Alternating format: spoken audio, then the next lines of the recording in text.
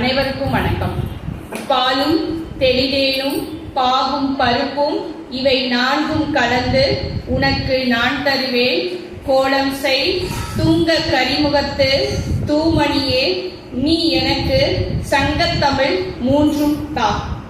அகிலம் காக்கும் அண்ணாமலையானை வணங்கி இருந்தமிழே உன்னால் இருந்தேன், இமையோர் விருந்து அமிழ்தெனினும் வேண்டேன் என்று தமிழ் தாயினை வணங்கி ஐயிரு திங்கள் கருவிலை சுமந்து என்னை வளர்த்தெடுத்த தாய் தகப்பனை வணங்கி உமையொரு பாகனாய் என்னை ஆட்கொண்டுள்ள என் வாழ்க்கை துணைவரை ஈன்றெடுத்த என் அத்தை மாமாவினையும் வணங்கி 60 வருடங்கள் தமிழ் வருடங்கள், அதுல 38வது வருடமாகிய குரோதி வருடத்தின் நிறைவு நாளான இன்று எனக்கு ஒரு வாய்ப்பினை அளித்த ஆன்மீக சிவசக்தி சபையினரையும் வணங்கி கொல்லன் தெருவிலே ஊசி விற்பது போல் தங்களது முன்னிலையில் உரையாட வந்துள்ள என் சொற்களுக்கு செவிசாய்க்க வந்துள்ள அனைத்து ஆன்றோர் பெருமக்கள் அனைவரையும் பணிவன்புடன்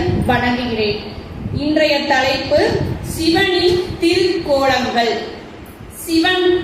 சிவன்னா முதல்ல என்ன அப்படின்றத நம்மளால தெரிஞ்சுக்கிட முடியுமா? கொஞ்சம் முயற்சி பண்ணி தான் பார்ப்போமே. சிவன் அப்படின்ற சொல்லுக்கு தமிழ்ல சிவந்தவன் அப்படின்னு பொருள். சிவந்தவன், அவனுடைய உடல் அங்கத்தை வைத்து சிவந்தவன், அதனால சிவன். வடமொழியில என்ன சொல்றாங்கன்னு பார்த்தா மங்களகரமானது.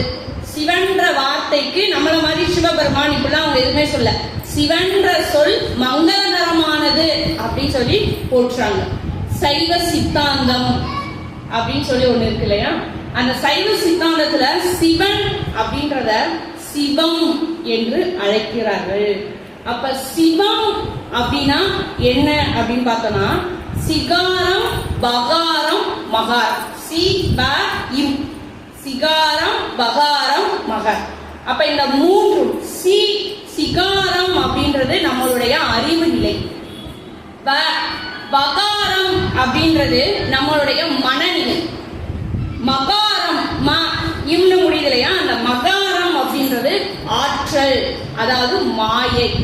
அப்ப அறிவு மனம் ஆற்றல். நம்ம என்ன பண்ணணும், இந்த உலகத்துல உள்ள மாயையை விளக்கி அறிவை கொண்டு மனதில் உள்ள மாயையை விளக்குவது. அப்ப சிவம் அப்படின்றது என்ன அப்படின்னா மாயையை விளக்குவது. நம்ம எல்லாருமே மாயைக்குள்ளதான் இருக்கோம். மாயை இல்லாம நம்ம இருக்கிறோமா? கிடையவே கிடையாது. எது ஒண்ணுனாலும் சரி எனக்குரியது எனக்கு பிடித்தது அப்படின்ற ஒரு விஷயத்தை நம்ம வச்சிருக்கோம்னாலே மாயை. அப்ப சிவம் அப்படின்றத என்ன அப்படின்னா மாயையை விளக்கி இறைவனை அடிக்கொள்வதுதான் சிவம். இந்த சிவம் அப்படின்றது பக்தியோடு வாழ்றது. இப்ப பக்தி அப்படின்னா நம்ம என்ன நினைக்கிறோம், அன்றாடம் கோயிலுக்கு போகணும், பூஜை செய்கிறோம், சிவனையே நினைக்கிறோம், அதுதான் பக்தியா அப்படின்னா அது பக்தி கிடையாது. மாயையை நீக்கி வாழ்வது, மனதார வாழ்வது. சும்மா சொல்றாங்களே அப்படின்றதுக்காக கிடையாது, மனதார நம்மை சுற்றியுள்ள மாயைகளை அகற்றி இது வினையின் பொருட்டு வந்தது, அவ்வளவுதான். நல்வினை தீவினை இந்த 2 காரணத்தால மட்டும்தான் நம்ம இந்த உலகத்துல பிறந்திருக்கோம். அப்ப இந்த வினையின் பொருட்டு வந்த மாயை அப்படி சொல்லி அந்த மாயையை விளக்கி வழிபடுவதுதான் சிவன், சிவம். அடுத்த வார்த்தை இருக்கு திருக்கோலங்கள். சிவனின் திருக்கோலங்கள். சிவம் அப்படின்னாலே தெரியுது. கோலம் அப்படின்னா பொதுவா கோலம் அப்படின்னு நம்ம எதை சொல்லுவோம் அப்படின்னா பூமியை அலங்காரம் செய்வது எல்லாமே கோலம். கோலம் போட்டிருக்கோம் அப்படின்னா வாசல்ல பூமியில தான், பூமாதேவி மேலதான் கோலம் போடுவோம். அப்ப அந்த கோலம் அப்படின்னாலே பூமியை அலங்காரம் செய்வது. திருக்கோலம் அப்படின்றது சிவனுடைய தோற்றம், சிவனுடைய வடிவம், பல்வேறு வடிவம், பல்வேறு தோற்றங்களில் நமக்கு காட்சி தருகின்ற வடிவம் தான் திருக்கோலம். சிவனையே நல்லா தெரியுது, எதுக்காக அவரு நமக்கு காட்சி தரணும், எதுக்காக பல்வேறு வடிவங்கள்ல வரணும். ஏன்னா நம்ம எல்லாரும் ஒரே நேரத்துல ஒரே மனநிலையில இருக்கிறோமா? கிடையவே கிடையாது. அம்மா கேட்டா ஒரு பதில் சொல்லுவோம், அப்பா கேட்டா ஒரு பதில் சொல்லுவோம், ஆசிரியர் கேட்டா ஒரு பதில் சொல்லுவோம், சக தோழியா இருந்து ஒரு கேள்வி கேட்டா ஒரு மாதிரி பதில் சொல்லும். உண்மைதானே? ஒரே ஆள் தான், ஒரே கேள்விதான், ஆனா நிலைக்கு ஏற்ப. அப்ப இதுதான் வடிவம், திருக்கோலம். அவனுடைய திருக்கோலம் பல வடிவங்கள்ல நம்மை தேடி வருகின்றது. இந்த கடவுளுடைய திருக்கோலத்தை தான் நம்ம என்ன சொல்றோம்னா தனித்துவமான தோற்றம். சரி, எதுக்காக இந்த திருக்கோலம்? திருக்கோலத்துக்குன்னு காரணம் இருக்கும் இல்லையா? அம்மாவே பார்த்துட்டே தான் இருக்கும். அம்மா நமக்கு ஆசிரியராகவும் இருப்பாங்க, நல்லா சமையல் செஞ்சு கொடுப்பாங்க, நல்ல மருத்துவமாகவும் நம்மளை பார்த்துக்கிடுவாங்க. அம்மா தான் செவிலித்தாயாவும் அம்மாவால இருக்க முடியும், நல்ல மருத்துவராகவும் இருக்க முடியும், ஆசிரியராகவும் இருக்க முடியும், நம்மளை கண்டிக்கக்கூடியவர்களாகவும் இருக்க முடியும், வழிகாட்ட முடியும். அப்ப அம்மா அப்படின்ற ஒரே ஒரு பாத்திரம் நம்மளை எப்படிலாம் பழகுறாங்க. அப்ப ஏன் இந்த திருக்கோலத்துக்கான காரணங்கள் என்னென்னலாம் இருக்கு அப்படின்னு பார்த்தோம்னா, 63 நாயன்மார்களும் சிவனை வணங்கி வழிபடுறாங்க. என்ன வழிபடுறாங்க அப்படின்னா, உன்னுடைய அருளை நீ வாரி வழங்க வேண்டும். யாருக்கு? நமக்கு தான், நமக்காக தான், மக்களாகிய அனைவருக்கும் உன்னுடைய அருளை வாரி வழங்க வேண்டும் அப்படின்னு சொல்லிட்டு வழிபட்ட செய்தி பெரிய புராணத்துல இடம்பெறுது. ஒண்ணு. ரெண்டாவது, திருமூலரை எல்லாரும் கேள்விப்பட்டிருக்கோம். திருமந்திரம் எழுதிய திருமூலரை நம்ம எல்லாரும் கேள்விப்பட்டிருக்கோம். இந்த திருமூலர் யாரு அப்படின்னு சொல்லி பார்த்தோம்னா, மக்களுக்கு சைவ சித்தாந்த கருத்துக்களை எடுத்துரைப்பதற்காக சிவன் திருமூலரை அனுப்பி வைத்தார் அப்படின்ற ஒரு கருத்து இருக்கு. அதன் பொருட்டு தான் திருமூலர் என்ன எழுதுறாரு, நமக்கு திருமந்திரம் எழுதுறார். ஏன்னா திருமூலர் அப்படின்னாலே அவருடைய கருத்து என்ன அப்படின்னா, உடல் வேறு உயிர் வேறு. இதை நம்ம ஒத்துக்கிடுவோமா? ஒத்துக்கிட மாட்டோம். ஏன் உயிர் ஏன் உடல் அப்படின்னு சொல்றோம். ஆனா மாயையை விளக்கிட்டோம் அப்படின்னா ஒத்துக்கிடுவோம். அதுதான் சிவம். மாயையை விளக்கி விட்டோம் அப்படின்னா ஆன்மா வேறு உடல் வேறு அப்படின்றத நம்ம ஒத்துக்கிடுவோம். அப்ப திருமூலருடைய தத்துவமே உடல் வேறு உயிர் வேறு. அதன் காரணமாக தான் கூடு விட்டு கூடு பாய்ந்து மூலன் என்பவருடைய இடையர் அவருடைய உடலில் பாய்ந்து என்ன பண்றாரு, 10ஆம் திருமுறையாகிய திருமந்திரத்தை எழுதுகிறார். பசுக்களை எல்லாம் கொண்டு போய் சேர்க்கிறாரு. அந்த இடத்துக்கு கொண்டு போய் சேர்த்துட்டு திருமூலனாக திருமந்திரங்களை எழுதுறாரு. இப்ப எல்லா இலக்கியத்துக்குமே ஒரு பொதுவான கருத்து இருக்கு. யாருனாலும் சரி, நமக்கு நல்லா தெரிந்த திருக்குறளை பாருங்களேன். அகர முதல்ல எழுத்தெல்லாம் ஆதி பகவன் முதற்றே உள்ளது. முதல்ல யாரதான் நம்ம வேண்டும்னா இறைவனை வேண்டிட்டு தான் வள்ளுவர் அத்தனை குறளையும் எழுதியிருக்காரு. இது எல்லா இலக்கியத்திற்கும் பொருந்தும். காப்பு செயல் முதல்ல நம்ம ஏதாவது ஒண்ணு எழுத போறோம் அப்படின்னா முதல்ல இறைவனை குடி பாடிட்டு தான் அடுத்து நம்ம என்ன பண்றோம். ஏன்னா நம்ம என்ன தப்புனான்னு சொல்லலாம். அப்ப அந்த நேரத்துல என்னை காப்பாற்றுறது யாரால மட்டும்தான் முடியும், இறைவனால மட்டும்தான் முடியும். அப்ப இந்த திருமூலருடைய திருமந்திரத்துல இல்லாத செய்திகளே இல்லை. நிலையாமை பற்றி சொல்லியிருக்காங்க. செல்வம் நிலையாமை, இளமை நிலையாமை, யாக்கை நிலையாமை, நிலையாமை பற்றிய கருத்துக்கள் நிறைய இருக்கு. சிவனுடைய தொழில்கள் படைத்தல், காத்தல், அருளல், மறைத்தல் அப்படின்ற சிவன் பற்றிய தொழில்கள் எல்லாமே இருக்கு.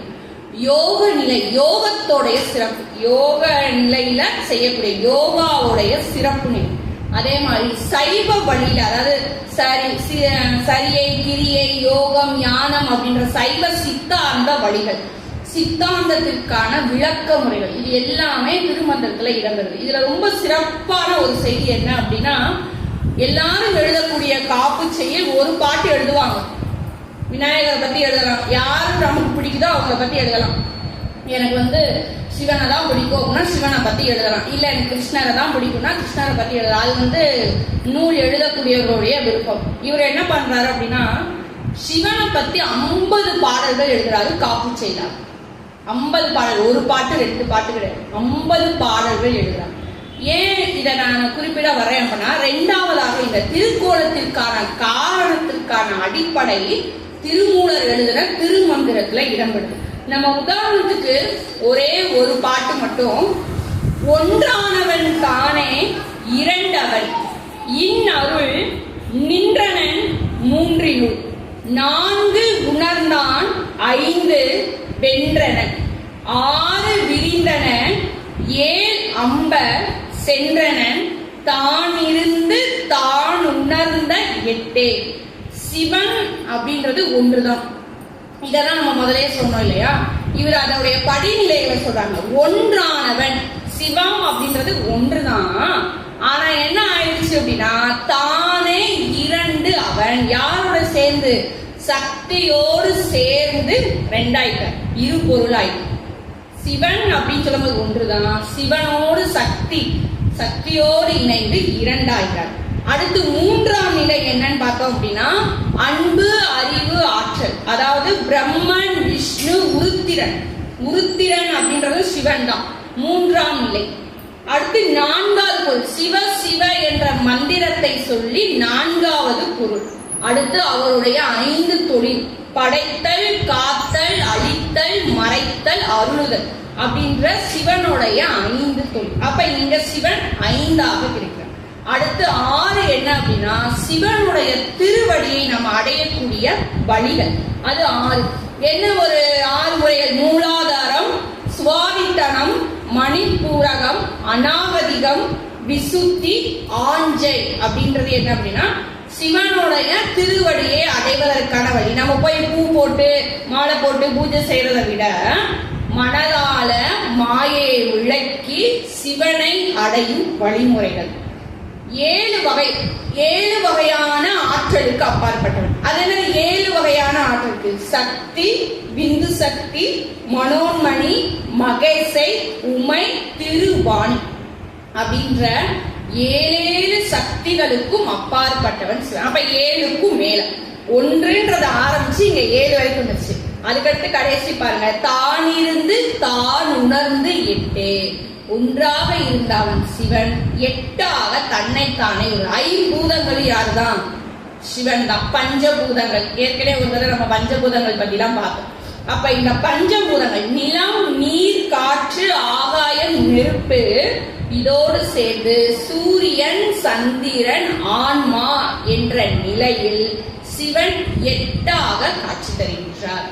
அப்ப ஒன்றுதான், ஒன்றானவன் தான் 8 நிலைகளை. இந்த ஒரு பாட்டை வச்சு 1 மணி நேரத்துக்கு மேல பேசலாம். அந்த அளவுக்கு இந்த பாடல்ல அவ்வளவு கருத்துக்கள் இருக்கு. இது நிலைக்காக நான் உதாரணத்துக்காக எடுத்துட்டேன். சும்மா இதுதான் திருக்கோலம் அப்படின்னு சொல்றதை விட இந்த ஏன்னா ஐயா சொன்னாங்க இலக்கியத்துல இருந்து எதிர்பார்க்கிறாங்க அப்படின்றத கொஞ்சம் எனக்கு லேட்டா சொன்னாங்க.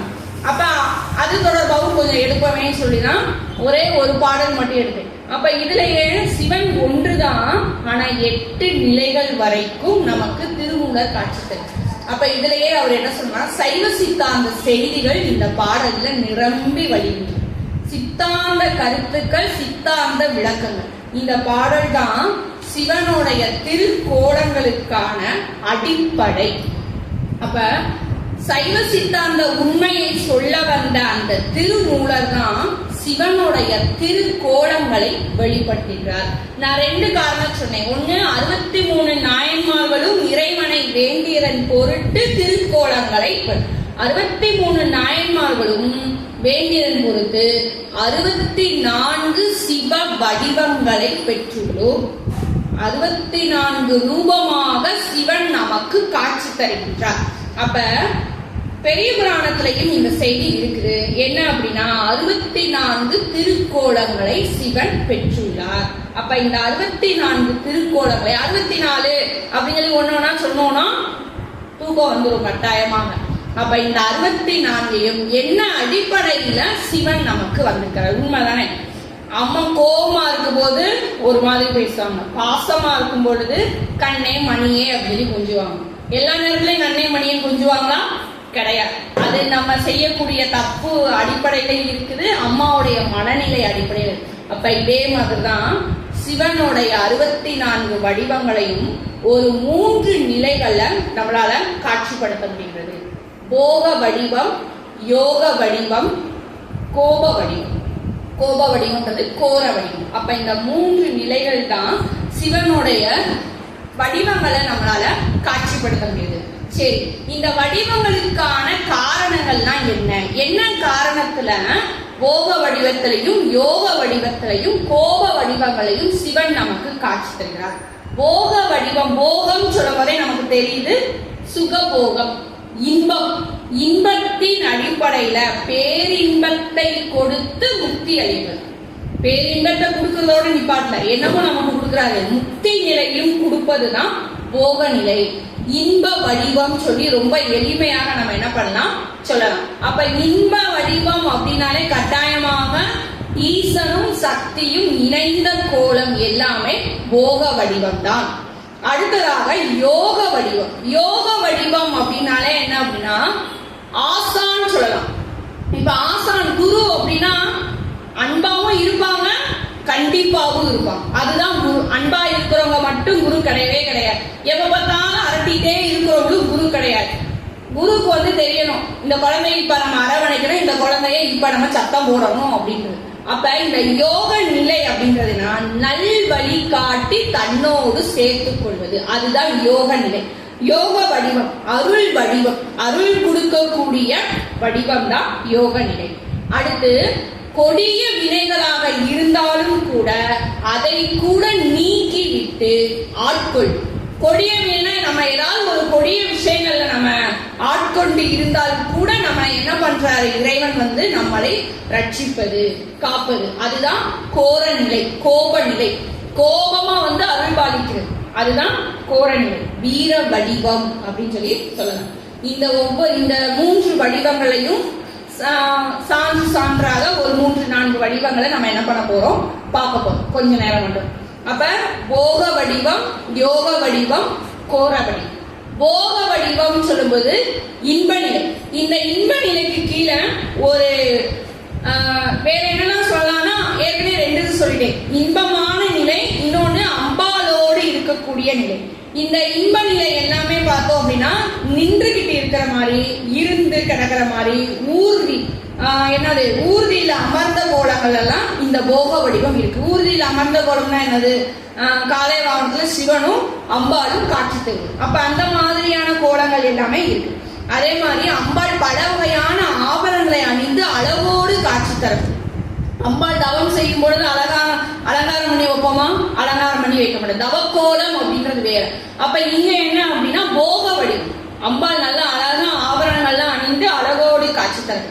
அதே மாதிரி அச்சம் தரக்கூடிய கை கிடையாது, அச்சத்தை அகற்றக்கூடிய கை. அம்பாளுடைய கையை பார்த்தாலே நமக்கு ஒரு சிலருடைய கண்களை பார்த்தாலே தெரியும். அப்பா நம்ம பெரும்பான்மை சொல்லலாம் இருக்கு. அப்பா கோபமா இருக்கிறாங்களா, நம்ம மதிப்பெண் பட்டியலை பார்த்து கோபப்படுறாங்களா, இல்லைன்னா சந்தோஷமா கையெழுத்து போடுறாங்களா, கண்ணே பேசும் இல்லையா. அப்ப அதே மாதிரிதான் அச்சத்தை அகற்றக்கூடிய கையாகவும் அபயம் தரக்கூடிய, அபயம்னா நம்மளை பாதுகாக்கக்கூடிய கை, அதுதான் என்னன்னா போக நிலை. இந்த போக நிலைக்கு கீழே ஒரு 4 வடிவங்கள். உமா மகேஸ்வரர் வடிவம் உங்களுக்கு எல்லாருக்குமே நல்லா தெரிந்த வடிவங்கள் தான், எதுவுமே தெரியாத வடிவங்களோ தெரியாத கதைகளோ கிடையாது.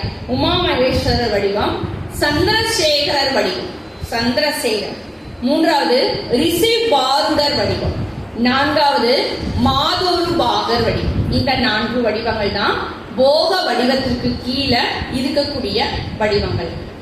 உமா மகேஸ்வரர் வடிவம் சொல்லும் பொழுதே நமக்கு அதுல இருந்தே தெரியும், உமாவும் மகேஸ்வரராகிய ஈசனும் இணைந்து இருக்கக்கூடிய கோலம், அதுதான் உமா மகேஸ்வரர். இந்த வடிவம் என்ன அப்படின்னா சிவசக்தி தத்துவத்தை வெளிப்படுத்தக்கூடியது.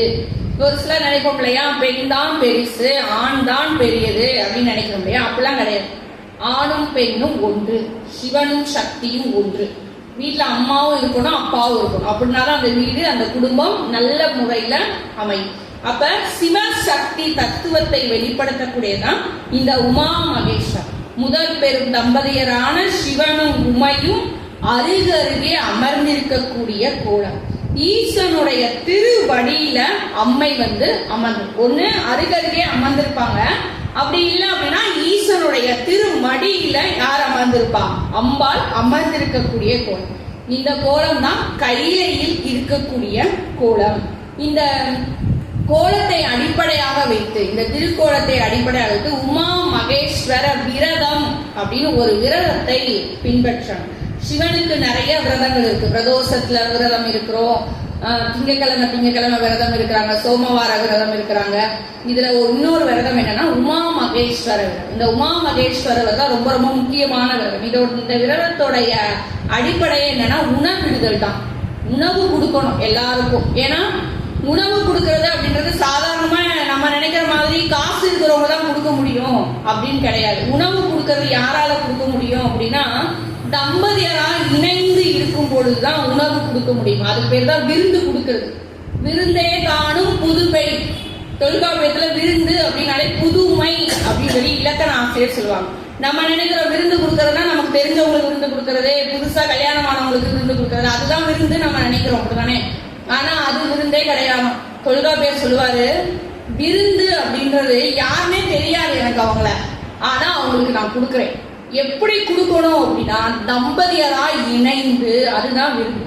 ஆணும் பெண்ணும் அம்மா அப்பாவாக இருந்து விருந்து கொடுப்பதுதான் புதுமை. அதுதான் சிலப்பதிகாரத்துல ஒரு இடத்துல வரும். கண்ணகி ரொம்ப வருத்தத்தோடு இருப்பான். ஏன்பா நீ ரொம்ப வருத்தப்படுற, உன்னுடைய கணவன் உன்னுடைய தலைவன் உன்னை விட்டு பிரிந்ததுனால நீ வருத்தப்படுறியான்னு சொல்லும்போது கண்ணகி அந்த இடத்துல பதிவு செய்வோம். என்னன்னா, எனக்கு அதெல்லாம் வருத்தமே கிடையாது. என்னுடைய கணவன் மாத தேதி போனதோ இல்லை என்னை விட்டு பிரிந்து இருப்பதோ அதெல்லாம் எனக்கு வருத்தமே கிடையாது. யாருக்கும் விருந்தே கொடுக்க முடியல. அப்ப அந்த அறம் அப்படின்ற ஒரு விஷயம் எந்த அளவுக்கு பின்பற்றி இருக்காங்க பாத்தீங்களா? ஏன்னா மகிழ்ச்சியாக இருக்கும் பொழுதுதான் விருந்து கொடுக்கணும். இப்ப வரைக்கும் நம்ம அதை மட்டும் பின்பற்றோம். ஞாயிற்றுக்கிழமை எனக்கு லீவுப்பா, நான் சந்தோஷமா இருப்பேன், நீ அந்நேரம் வீட்டுக்கு வா, ஆனா நான் சமையல் செய்ய மாட்டேன், எல்லாமே ஆர்டர் பண்ணிடுவோம் அப்படின்ற மனநிலை இருக்கும். அது கிடையாது. விருந்துன்றது புதுமையாக புதியவர்களுக்கு கொடுப்பது. அப்ப இங்க அந்த விரதம் தான் உமா மகேஸ்வர விரதம் அப்படின்னா ஆணும் பெண்ணும் இணைந்து இருக்கக்கூடிய விரதம், மற்றவர்கள் எல்லாருக்கும் மகிழ்ச்சியோடு உணவிடக்கூடிய முறைகள். இந்த விரதத்தை கடைபிடிப்பதனால பிரிந்து இருக்கும் அப்படின்னு நினைக்கக்கூடிய தம்பதியர்கள் கூட ஒன்று சேர்வார்கள். இது புரட்டாசி மாதத்துல பௌர்ணமி தினத்துல என்ன பண்றாங்கன்னா பின்பற்றாங்க.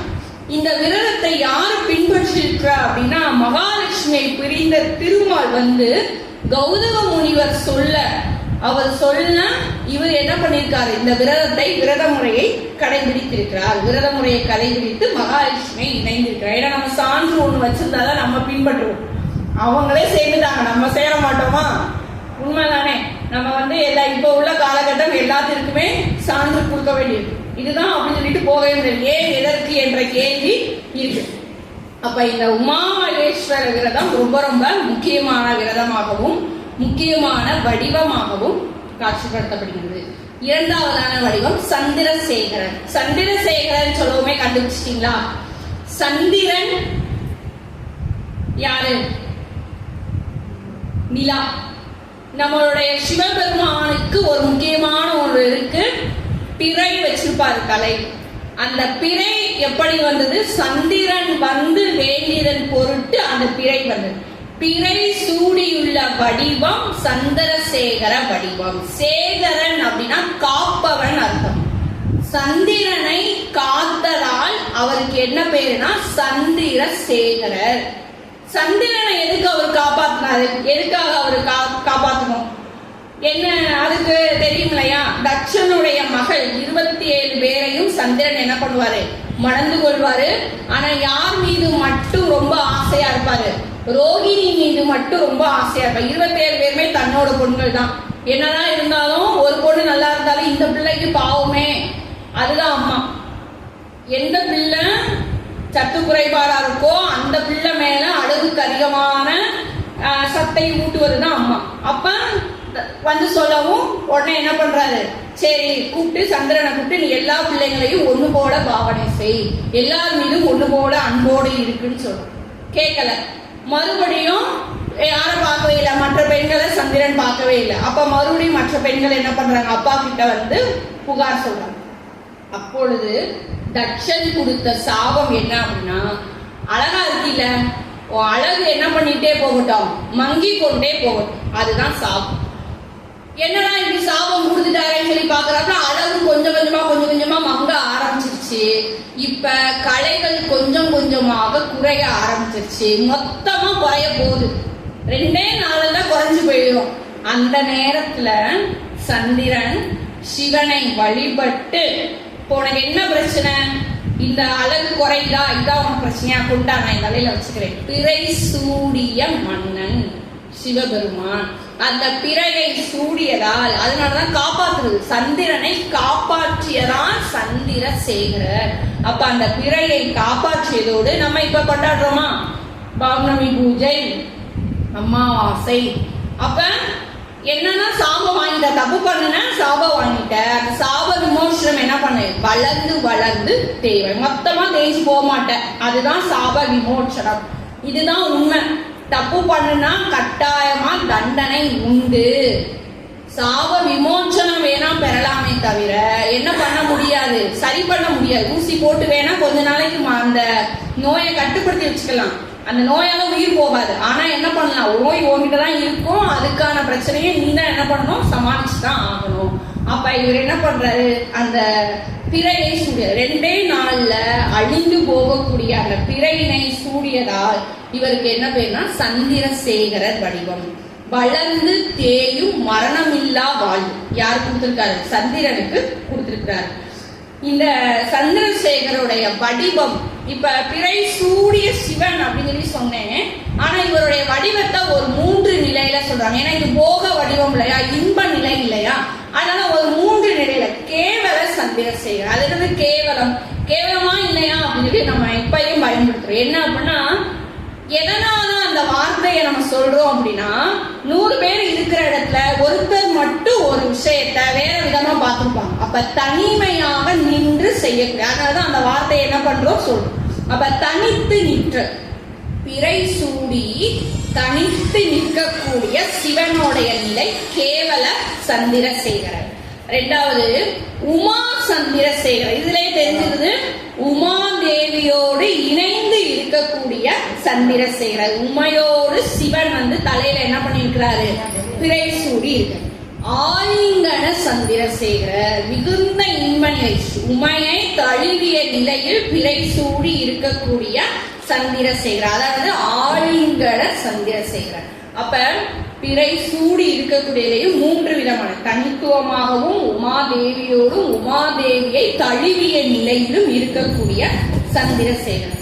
சரி, சந்திரசேகர வழிபாடு செய்யணும் அப்படின்னா நாகப்பட்டினத்துல உள்ள திருவாரூர்ன்ற இடத்துல இருக்கக்கூடிய புகழூர் அப்படின்ற ஊர்ல கோணப்பிரான் மற்றும் அக்னிபுரீஸ்வரர் கோயில், அந்த கோயில்ல யார் இருக்கிறா, சந்திரசேகரர் இருக்கிறார். நம்மளுடைய எல்லா சிவன் கோயிலையும் சந்திரன் சொல்லிட்டு ஒரு ஸ்தலம் இருக்கு. சூரியன்ல ஆரம்பிப்போம், கொண்டு வந்து எங்க முடிச்சுவோம், சந்திரன்ல முடிச்சுவோம். இங்க என்ன அப்படின்னா அந்த பிறை சூடிய வண்ணம்.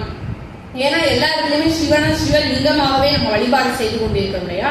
அப்ப இந்த கோயில்ல சந்திரசேகர வடிவமாக நமக்கு காட்சி தருகிறார். திருச்செந்தூர்ல கீழ்குறிச்சின்ற இடத்துல சோமசுந்தரேஸ்வரர் திருக்கோயிலையும் சந்திரசேகரர் வடிவமாக காட்சி தருகிறார். சரி, அதே மாதிரி திருச்சியில திருச்செந்துறை அப்படின்ற இடத்துல சந்திரசேகர சுவாமி கோவிலை, இந்த 2 இடத்துல நாகப்பட்டினத்திலே திருச்செந்தூர்ல, அதாவது கொஞ்சம் அந்த தலம் வேற, அந்த இருக்கக்கூடிய இறைவன் நிறைவு வேற, ஆனா சந்திரசேகரர் உருவம் இருக்கு. ஆனா இந்த திருச்சியில மட்டும் திருச்செந்தூர் துறையில அந்த ஊர்ல என்னன்னா சந்திரசேகரர் கோயில என்ன பண்ணுதான் இடம்பெற்று இருக்கு. சரி, இங்கெல்லாம் போயிட்டு வந்தோம்னா நம்மளுடைய வாழ்க்கை சந்தோஷமாக இருக்கும், மனதில் சஞ்சலங்கள் இருக்காது. என்ன காரணம் அப்படின்னா, நிலவு ஒளி, அந்த நிலவு ஒளி வளர்ந்து தேய்ந்து இருக்கக்கூடியதா இந்த வடிவம் இல்லையா. அப்ப மனசுதான் ஒருத்தருக்கு எப்பயுமே பிரச்சனை இல்லை. இந்த மன சஞ்சலங்கள் நீக்கக்கூடிய இடம் சந்திரசேகரர் இருக்கக்கூடிய திருத்தலங்கள். அடுத்து 3வது ரிஷி பாருடர். ரிஷி அப்படின்னாலே, ரிஷபம் அப்படின்னாலே என்ன வடிவம், ரிஷபம்னாலே காலை வடிவம், ரிஷபம்னாலே காலை. ரிஷி பாருடர் அப்படின்றது காளையோடு இருக்கக்கூடிய சிவன்.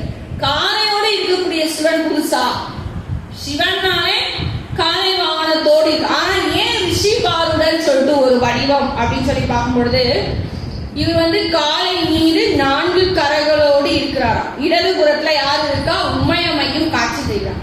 இந்த இடத்துல இந்த வடிவத்திற்கு ஏன் இவ்வளவு முக்கியத்துவம் அப்படின்னா, அசுரர்கள் எல்லாரும் என்ன பண்றாங்க அப்படின்னா தேவர்களுக்கு தொல்லை தருகிறாங்க. அப்ப இந்த தேவர்கள் யார போய் வழிபடுறாங்க, இயல்பாகவே யார்கிட்டதான் போயிடுறாங்க, சிவன் கிட்ட தான் போயிறான். அப்படி சிவன் கிட்ட போகும் பொழுது அந்த தேவர்கள் செய்யக்கூடிய தேவர்கள் வந்து ஒரு தேரை என்ன பண்றாங்க, உருவாக்கி வைக்கிறாங்க. அந்த தேரை உருவாக்கி நீ யார்கிட்ட போய் சண்டையில போட, அசுரர்களை போய் அழிப்பதற்காக இந்த தேவர்கள் சிவனுக்கு உதவும் பொருட்டு அழகா ஒரு தேரெல்லாம் செஞ்சுட்டாங்க. இப்ப தேரை செஞ்சு சிவனும் தேர்ல போய் போரிடுவதற்கு தயாராக போறான். ஆனா தேர்ல ஏறி உட்காரவும் என்ன ஆயிடுது அப்படின்னா தேரோடைய அச்சு முறிந்து விடுது. அப்ப இந்த இடத்துல யார் வரா, திருமால் வருகிறார். திருமால் காலை உருவம் எடுத்து சிவனை தாங்குகின்றார். நம்ம இதை நம்புவோமா? நம்ம வந்து வேற ஒரு உலகத்துல இருக்கோம், சைவம் வேற வைணவம் வேற அப்படின்ற ஒரு உலகத்துல இருக்கும். அப்படி கிடையாது, ஒன்று.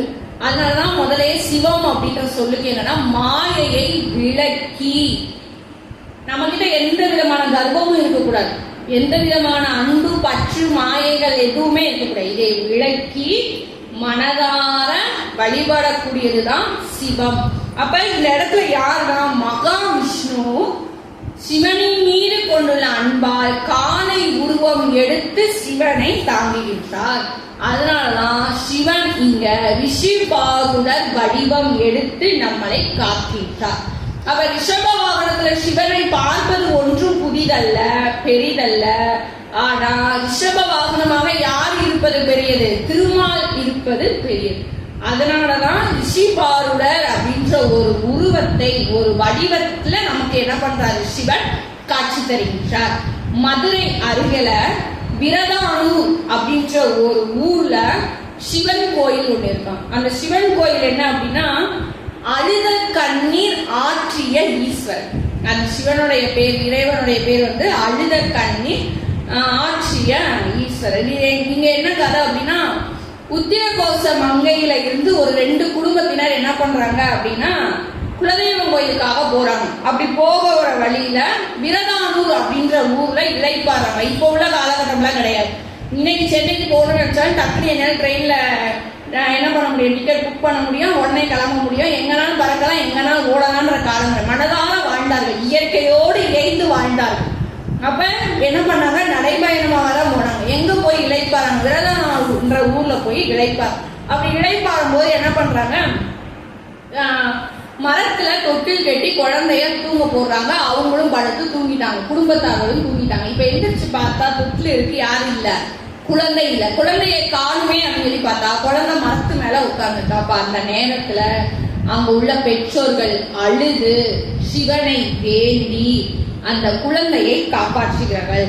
அப்ப அந்த நேரத்துல ஒரு அசரறினா என்ன அப்படின்னா இயற்கையாக நான் தான் பேசினேன், நீ தான் பேசினேன், யார் பேசினாங்கன்னே தெரியாது, நம்மை மீறிய ஒரு சக்தி பேசப்படுவதாக நம்பப்படுது. அதுதான் அசரறி வாக்கு. அப்ப அந்த அசரறி வாக்கு என்ன வருது அப்படின்னா, இந்த இடத்துல எனக்கு ஒரு கோயில் எழுப்பணும். அந்த கோயில்ல யாருடைய சிலை இருக்கு அப்படின்னா ரிஷபாருடைய சிலை இடம்பெறுகிறது. அப்ப அந்த அழுதாங்க இல்லையா, அந்த கண்ணீரை துடைத்தார் இல்லையா அந்த சிவன், அதனாலதான் ஒரு பேர் என்னன்னா அழுத கண்ணீர் ஆற்றிய ஈசன். அழுத கண்ணீரை என்ன பண்ணிருக்காரு, ஆற்றுக்காரு. அப்ப அங்க இருக்கக்கூடிய திருத்தலத்துல இருக்கக்கூடிய சிவனுடைய பேர் இதுதான். ஆனா அங்க யாரு இருக்கிறார், ரிஷிபாருடரும் என்ன பண்றாருன்னா மூலவராக காட்சி தருகிறார். அப்ப மூலவராக காட்சி தரதுனால அங்க என்ன ஒரு விசேஷம் அப்படின்னா, அங்க போய் நம்ம சாமி கும்பிட்டோம் அப்படின்னா ஒரே நேரத்துல எத்தனை பேரை வழிபட்டுலாம், 3 பேரை வழிபட்டுலாம். சிவன், சக்தி, விஷ்ணு அப்படின்ற ஒரே நேரத்தில் 3 பேரையும் நம்மளால் என்ன பண்ண முடியும், தரிசனம் செய்ய இயலும். ரிஷிபாருடர் அங்க மூலவராகவே காட்சி தருகின்றார். அங்க இருக்கக்கூடிய சிவனுடைய பேரு அழுத கண்ணீர் ஆற்றிய ஈஸ்வரன். அப்ப ரிஷிபாருடர் அப்படின்ற வடிவத்தை நம்ம பார்க்கணும் அப்படின்னா மதுரை கிட்ட உள்ள விரதானூர் அப்படின்ற ஊர்ல இடம்பெறக்கூடிய அழுத கண்ணீர் ஆற்றிய ஈஸ்வரன் சிவன் கோயிலுக்கு போனோம் அப்படின்னா ரிஷிபாருடர் சிலையை, இறைவனை நம்மளால என்ன பண்ண முடியும், அருள் பாலிக்க முடியும். அப்ப இப்படி போய் நம்ம அந்த இறைவனை வழிபடுறதுனால நமக்கு கிடைக்கக்கூடிய பலன் அப்படின்னு சொல்லி பார்க்கும்போது குழந்தை பாக்கியம் கிட்டும் சொல்லி நம்பப்படுகிறது. ஏன்னா ஒரு குழந்தைக்காக தான் அங்க ஒரு திருவிளையாடலே நிகழ்ந்தது இல்லையா, அதனால குழந்தை பாக்கியம் கிட்டும் அதே மாதிரி திருமண தடை நீங்கும் அப்படின்றதெல்லாம் பலன்களாக இடம்பெறுகிறது. அடுத்து 4வது மாதொரு பாகர். நமக்கு சொல்லும் போதே தெரியுது, மாது ஒரு பாகர். சிவனுடைய பாகத்தில் மாதுனா பெண், பெண் ஒரு உருவமாகவும் ஆண் ஒரு பக்கத்திலும். நமக்கு தெரிஞ்சது என்னது, அர்த்தநாரீஸ்வரன். இதுக்கு பேர் என்னது, மாதொரு பாக வடிவம். இந்த வடிவம் என்ன அப்படின்னா ஆண் பெண் சமம் என்ற தத்துவத்தை வெளிப்படுத்தக்கூடியது. அப்ப புராணங்கள்ல இறைவன்ல அம்மா அப்பா ஒன்றுதான் அப்படிதான் நமக்கு கற்பிக்கப்பட்டுள்ளது. நம்ம தான் அதை கொஞ்சம் கொஞ்சமா மாத்திக்கிட்டோம். அப்பா தான் அப்படின்னு சொல்லி கொண்டுட்டு வந்தோம். இப்ப அம்மா தான் அப்படின்னு சொல்லி அது வேறு விதமாக என்ன பண்ணிட்டு இருக்கோம், கொண்டு போறோம், தப்பாக பார்ப்போம். ஆனா ஆண் பெண் சமம் அப்படின்றத கொண்டு போறதுனா மாதொரு பாகம், ஆண் ஒரு பாகம் பெண் ஒரு பாகம். இந்த அர்த்தநாரீஸ்வரர் அப்படின்றது என்ன அப்படின்னா, சிவனும் பார்வதியும் ஒரு இயற்கை எழில் நிறைந்த இடத்துல சந்தோஷமா பேசிக்கிட்டு வராங்க. அப்படி பேசிக்கிட்டு வரும்பொழுது சிவன் ஒரு காட்சியை காட்டுறார். மாமரத்தை எது பற்றி இருக்குதா, முல்லை கொடி பற்றி இருக்கிறான். அதை யார் காட்டுறா, சிவன் காட்டவும் உடனே பார்வதி தேவி அதை பார்க்கவும் நாணம் அடைந்து என்ன பண்றாப்புல, சிவனுடைய கண்ணையும் சேர்ந்து ஒத்துறாப்புல. ஒரு மகிழ்ச்சியில தன்னுடைய கணவரோடு சேர்ந்து விளையாடிக்கிட்டு பேசிக்கிட்டு வரக்கூடிய அந்த ஒரு மகிழ்ச்சியில அகிலத்தையே காக்கக்கூடிய இறைவன் அப்படின்றத மறந்து நாணத்தோடு என்ன பண்றாங்க, சிவனுடைய கண்ணை என்ன செய்யறாங்க, அம்பாள் பொத்திக்கும். அப்படி ஆகவும் என்ன ஆயிடுது, உலகத்துல உள்ள இயக்கங்கள் எல்லாம் நின்று விடுகிறது. ஏன்னா அகிலத்தையே காக்கக்கூடிய இறைவன் கண்ணை பொறுத்தவும் எல்லா இயக்கங்களும் அப்படியே நின்றுச்சு. பிறப்பா இருக்கட்டும் இறப்பா இருக்கட்டும் எல்லா இயக்கங்களும் அப்படியே நின்றுச்சு. இதை யார் உணர்றா, பார்வதி தேவி உணர்ந்தா. ஐயோ நம்ம தப்பு பண்ணிட்டோமே அப்படின்னு சொல்லிட்டு வேகமா கண்ணுல இருந்து கையை எடுக்கிறாங்க. தப்பு பண்ணா தப்பு தப்புதான். அப்ப இங்க என்ன ஆகுது அப்படின்னா, சிவன் நீ என்ன பண்ண, போய் வழிபாடு நடத்து. அப்ப அந்த நேரத்துல உமாதேவிக்கு ஒரு எண்ணம் வருது, நம்ம இரு உடலாக இருப்பதனாலதான இந்த பிரச்சனை. உண்மைதானே? என்னதான் இருந்தாலும் மனைவி எத்தனை பேர்கிட்ட எவ்வளவு நாள் பாசமா இருந்தாலும் கணவன் அப்படின்னு வரும்போது தனக்கு தான் அப்படின்ற எண்ணம் இருக்கதான் செய்யும். அப்ப இரு உடல் ஓர் உயிராய் இருப்பது தானே பிரச்சனை. ஓர் உடல் ஓர் உயிராக மாறிவிட்டால் என்ன அப்படின்ற எண்ணம் யாருக்கு வருதுன்னா உமாதேவிக்கு வருது. அப்ப சிவன் சொன்னாரு, காசி காஞ்சி கேதார் இந்த இடத்துல போய் பூஜித்து வழிபாடு நடத்து. இப்ப உமாதேவிக்கு என்ன தோணிருச்சு, நம்ம ஏன் ஓர் உடல் ஓர் உயிராக மாறக்கூடாது, அப்ப இடபாகத்தை நம்ம வேண்டணும். அப்ப அம்பாள் என்ன பண்றாப்ல, கேதாரம் காசி காஞ்சி திருவண்ணாமலை இந்த 4 இடங்களிலும் போய் என்ன பண்றாரு, பூஜை செய்கின்றார். திருவண்ணாமலையும் சிவன் அம்பாளுக்கு இடபாகத்தை கொடுத்த தலம் தான். ஆனா இதை விட கொங்கு மண்டலத்தில் இருக்கக்கூடிய நாகாசலம், நாமக்கல் மாவட்டத்திற்கு பக்கத்துல இருக்கக்கூடிய திருச்செங்கோடு, அங்க ஒரு அர்த்தநாரீஸ்வரர் கோயில் ஒண்ணு இருக்கு, மலை மேல இருக்கு. அப்ப அந்த திருச்செங்கோடு தளத்துல போய் என்ன பண்றாப்லன்னா மங்கள பொருட்களை வைத்து சிவலிங்கத்தை உருவாக்கி, மரகத லிங்கம் இருக்கா அங்க மரகத லிங்க வழிபாடு, அந்த சிவலிங்கத்தை உருவாக்கி சிவனை பூஜனை செய்கிறாள் அம்பாள். என்ன சொல்லி, இடபாகம் வேண்டி. அந்த திருச்செங்கோடுலதான் அம்பாளுக்கு சிவனுடைய இடபாகம் கிடைக்கிறது. அர்த்தநாரீஸ்வரராக அருள் நமக்கு கிடைக்கிறது. இப்ப வரைக்கும் அங்க அர்த்தநாரீஸ்வரர் கோயில் இருக்கு. அங்க இருக்கக்கூடிய மூலவர் சிவன் பார்த்தோம் அப்படின்னா ஒரு பாகம் புடவை அணிந்தும் ஒரு பாகம் வேஷ்டி அணிந்தும் தான் நமக்கு காட்சி தர்றாங்க. நீங்க பாத்துருக்கீங்க அப்படிதானே? அப்ப அந்த அர்த்தநாரீஸ்வரர் உருவம் எங்கதான், இதுதான் மாதொரு பாகர் திருச்செங்கோட்டுல தான் நடைபெறும். இந்த லிங்கம் வைத்து பூஜனை செய்யறாங்க. இது என்னன்னா புரட்டாசி திங்கள், புரட்டாசி மாசத்துல வளர்ந்துரை அஷ்டமி திதியில யாரு அம்பாள் வழிபாடு நடத்துறாங்க. சிவன் புரட்டாசி மாதத்துல தேய்பிறை சதுர்த்தியில காட்சி தந்து தன்னுடைய இடபாகத்தை அம்பாளுக்கு அளிக்கிறார். அப்ப இந்த இடம்தான் மாதொரு பாகராக காட்சி தந்து. இந்த திருச்செங்கோடுல இன்னொரு சிறப்பும் இருக்கு. நம்ம பிரிங்கி முனிவர் அங்க இருப்பார். நான் இதுக்கு முன்னாடி ஒரு தடவை பேசும்போது பிரிங்கி முனிவருடைய கதையை சொன்னேன். சிவன் மீது அதீத பற்று கொண்டு சிவனை வழிபாடு செய்தார். மலை மேல கூட போய் சிவனுக்காக எல்லா பொருளையும் எடுத்து கொண்டு போனா போய் சிவனை வழிபாடு செஞ்சுட்டு வந்தார். அந்த பிரிங்கி முனிவர் எப்பயுமே சிவனையே வழிபாடு செய்யறதுனால அம்பாளுக்கு ஒரு எண்ணம் வருது, என்ன உங்களை மட்டும் வழிபாடு செய்ய, என்ன எதுவுமே பார்க்க மாட்டேன். அப்ப நம்ம ரெண்டும் சேர்ந்து அம்மையும் அப்பனுமாக காட்சி கொடுத்தும் பிரிங்கி முனிவருக்கு யாரும் தெரியல, அம்மை தெரியல. என்ன பண்றாப்ல, வண்டு உருவம் எடுத்து சிவனை குடைந்து சிவனை மட்டும் வளம் வழிபாடுறாரு இல்லையா. அந்த பிரிங்கி முனிவருக்கும் சிவன் சக்தி இல்லாமல் சிவன் இல்லை என்ற தத்துவத்தை உணர்ந்தது. அங்க பிரிங்கி முனிவர் முக்கால் முனிவர் என்று அழைக்கப்படுகிறார். ஏன்னா அவருடைய சக்தி எல்லாத்தையும் அம்பாள் எடுத்துருவாரு. அதுக்கப்புறம் சிவன் அவருக்கு ஒரு கால் கொடுப்பார் இல்லையா. அந்த திருத்தலத்துல பிரிங்கி முனிவர் முக்கால் முனிவராக இருக்கிறார். அப்ப சக்தி இல்லையே சிவன் இல்லை என்ற தத்துவத்தையும் கொடுக்கக்கூடியது இந்த திருச்செங்கோட்டுல தான். அங்க இன்னொரு சிறப்பு என்ன அப்படின்னா, திருச்செங்கோட்டுல மலை மேலதான் இந்த கோயில் இருக்கு. அந்த மலை கூட ஆண் உருவமாகவும் பெண் உருவமாகவும் காட்சி தருகின்றது அப்படின்ற ஒரு கருத்தையுமே சொல்றாங்க. அங்க மூலவர் அர்த்தநாதீஸ்வரர் தான். மரகதலிங்க வழிபாடு ரொம்ப சிறப்பாக, அது ஒரு குறிப்பிட்ட நேரம் தான் காட்டுறாங்க. எல்லா நேரத்திலயும் அந்த மரகதலிங்க வழிபாடு காட்டுறது இல்லை. காலை பொழுதுல முதல் பூஜையப்ப மட்டும்தான் அந்த மரகதலிங்க வழிபாடையுமே காட்டுறாங்க. அப்ப இந்த போக வடிவம் அப்படின்றது என்ன அப்படின்னா, இன்பம் மட்டுமே. உமையோடு சேர்ந்து அம்பாளோடு சேர்ந்து சிவன் இருக்கக்கூடிய இன்ப நிலை. ஏன்னா மனிதர்களுக்கு எல்லாமே வேணும், அறம் பொருள் இன்பம். அறவழியில பொருளை தேடி இன்பம் அடைந்துதான் வீடு பேர் அடையணும். சும்மா பிறந்தனை துறவியாகி போறேன் அப்படின்றது நம்மளோட இதுல கிடையாது. நம்ம என்னன்னா அறவழியில பொருளை தேடணும், அந்த பொருளை வச்சு இன்பமா இருக்கணும். இன்பம் அடைந்து பேரின்பம் ஆகிய வீடு பெற்றினை அடையும், அதுதான் முறை.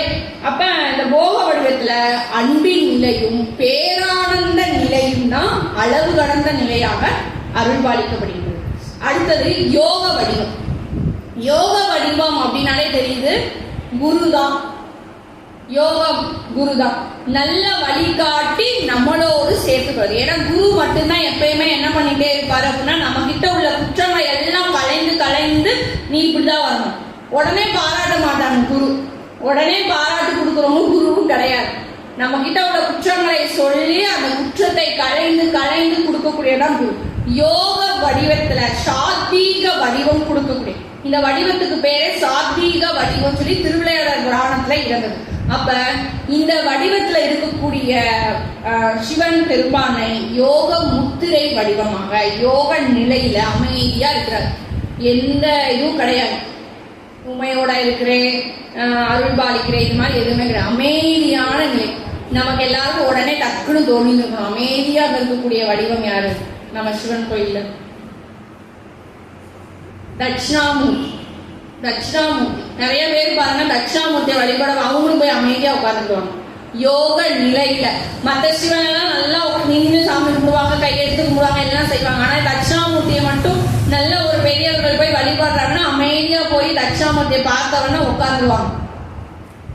அப்ப இந்த யோக நிலைக்கு உதாரணமே தட்சிணாமூர்த்தி தான். சாந்தமான முகம், அருள் புரியும் மகிழ்வான முகம். கொடூரமாலாம் இல்லை, கோபமாலாம் இல்லை, சந்தோஷமா இருக்கிறாங்க. ஆனா சாந்தமாக இருக்கக்கூடிய யோக வடிவம். அப்ப இந்த யோக வடிவத்துல ரெண்டு நிலை, ஒண்ணு தட்சிணாமூர்த்தி, இன்னொன்னு சுகாசனர் அப்படின்ற நிலை. சுகாசனர் அப்படின்ற ஒரு நிலை. இந்த தட்சிணாமூர்த்திலையும் நிறைய வடிவங்கள், யானை வடிவம், யோக வடிவம், மீன வடிவம், நிறைய திருக்கோலங்கள். தட்சிணாமூர்த்தி அப்படின்னாலே நம்மளை பொறுத்த வரைக்கும் குரு பகவான். சரியான சொல்றேன், குரு பகவான் தானே சொல்லுவோம். வியாழக்கிழமை குரு பகவான் தட்சிணாமூர்த்தி. யானத்தின் வெளிப்பாடு தான் தட்சிணாமூர்த்தி. தட்சிணம் அப்படின்னாலே என்ன அப்படின்னா தெற்கு அப்படின்னு ஒரு பொருள் இருக்கு, யானம் சொல்லிட்டு ஒரு பொருள் இருக்கு. இன்னொன்று தட்சிணம் அப்படின்னா பெற்றுக்கொள்வது. தட்சிணமா கொடுங்க அப்படின்னு சொல்லுவாங்க நம்முடைய பூசாரி மாறலாம். தட்சிணம் அப்படின்னாலே கொடுக்குறது, பெற்றுக்கொள்வது. அப்ப தட்சிணம் தான் அப்படின்றது அறிவு, ஷ அப்படின்றது தெளிவு, ரன்னதான் ஞானம். அப்ப தெளிந்த அறிவு சிவன் ஞானத்தை தட்சிணமாக வழங்குவதால் இந்த வடிவத்திற்கு என்ன பெயர்னா தட்சிணாமூர்த்தி. நமக்கு அறிவை அதிகமா கொடுக்குறாங்க. போக நிலையை எப்படி இன்பத்தை கொடுத்தாரு, எப்படி உமையொரு பாகர் மாதொரு பாகர் போய் பார்க்கும்போது நமக்கு சந்தோஷமா தானே இருக்கு. அர்த்தநாரீஸ்வரர் போய் வழிபடும் பொழுது நம்மளுடைய இணைகளையும் இணையோடு சேர்ந்து இருக்கக்கூடிய ஒரு மகிழ்ச்சியை நம்ம அடையதான் செய்யும், அப்படிதானே? அப்ப எப்படி அந்த போக நிலையில நமக்கு இன்பத்தை கொடுத்தாரோ இந்த யோக நிலையில நமக்கு ஒரு அமைதியை வழங்குகின்றார். அருள் வாழ்க்கை அவருடைய அருள் எல்லாமே ஞானத்தை வழங்கக்கூடியதாக தட்சிணமாக நமக்கு கொடுக்கிறார், நம்ம வாங்கிக்கிறோம். அதனால அவர் பேர் என்ன, தட்சிணாமூர்த்தி. ரெண்டாவது தெற்கு திசை நோக்கிதான் இருப்பார். தென்முக கடவுள் தான் அவருக்கு இன்னொரு பேர் என்னன்னா தென்முக கடவுள். என்ன காரணம், நம்ம வடக்கு பார்த்து நின்று இறைவனை வழிபாடு செய்யணும் அப்படின்றதுக்காக அவர் என்ன பண்றாரு, தென்முகம் தெற்கு பார்த்து நிற்கிறார். இந்த தட்சிணா அப்படின்றதுடைய வடமொழியில என்ன சொல்றாங்கன்னா தெற்கு நோக்கி இருப்பவர். ரெண்டாவது கருணை. கருணைன்னா என்னது, ரொம்ப பாதுகாப்பாக தேவர்களுக்கு கருணையோடு ஞானத்தை வழங்கக்கூடியவர். ஏன்னா தட்சிணாமூர்த்தி வழிபாடு என்ன அப்படின்னா நமக்கு சொல்லி கொடுக்குறது. எல்லாரும் சொல்லி கொடுத்துருவாங்களா, நல்லா யோசித்து பாருங்க. ஒரு வேலை பார்க்குறோம், அந்த வேலை நமக்கு சரியா செய்ய தெரியல, ஒரு தடவை சொல்லி புலம்ப உடனே அவர் இந்த வேலை இப்படிதான் செய்யணும் சொல்லி கொடுத்துருவாங்களா, சொல்லி கொடுக்கமா. சொல்லி கொடுக்கறதுன்றது சாதாரண விஷயம் கிடையாது, எல்லாரும் நமக்கு சொல்லித்தரவும் மாட்டாங்க. அப்ப ஞானத்தை வழங்கக்கூடிய வடிவம் தான் தட்சிணாமூர்த்தி. இந்த வடிவத்துக்குன்னு ஒரு காரணம் இருக்கு. நம்ம தட்சிணாமூர்த்தி வடிவம் பார்த்திருப்போம். தட்சிணாமூர்த்தி உட்கார்ந்து இங்கிட்ட முனிவர்களா உட்கார்ந்துப்பாங்க. பிரம்மாவுடைய மகன்கள் 4 பேருக்கு ஞானம் பெற குருவினை தேடுகிறார்கள். இப்ப நிறைய பள்ளிக்கூடங்கள் இருக்கு, கல்லூரிகள் இருக்கு, நம்மளா கொண்டு போய் பிள்ளைங்களை சேர்த்துக்கிறோம். இந்த டிகிரி படி, இது பண்ணு, அது பண்ணு. முன்னாடி அப்படி கிடையாது.